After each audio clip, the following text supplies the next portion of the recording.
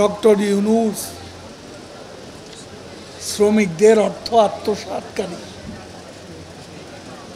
তিনিও আজকে মাঠে নেমেছে। অতীতে যিনি রাজনৈতিক দল খুলে 111-এ সাড়া পাননি, যার বিরুদ্ধে মামলা চলমান, যিনি দেশের আইকনিক প্রকল্প পদ্মা সেতু নির্মাণের বিরোধিতা করেছিলেন, তিনি আবার সক্রিয়।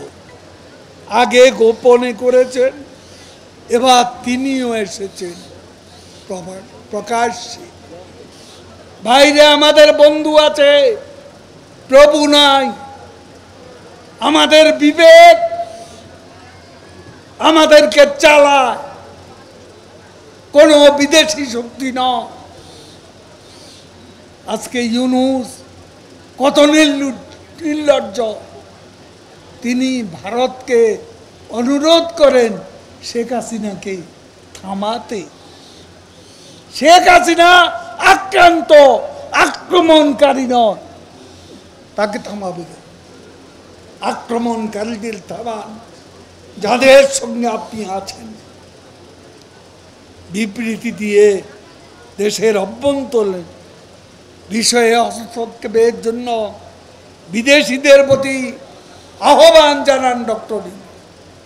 এই ইউনূস আমাদের জাতীয় স্মৃতিসৌধে যায়নি, এই ইউনূস আমাদের শহীদ মিনারে যায় না, এই ইউনূস করোনা জাতীয় কোনো দুর্যোগে এই দেশের মানুষের পাশে ছিল।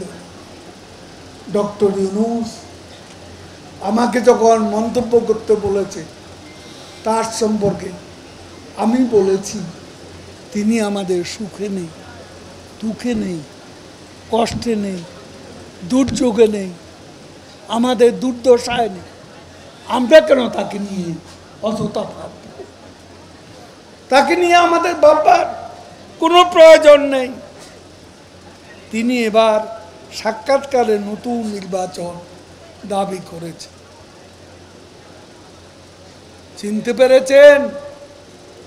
কোটা আন্দোলন, অগ্নিসন্ত্রাস, সাম্প্রতিক সহিংসতার সাথে এই বিবৃতির সংযোগ আছে কিনা তা ভেবে দেখা দরকার।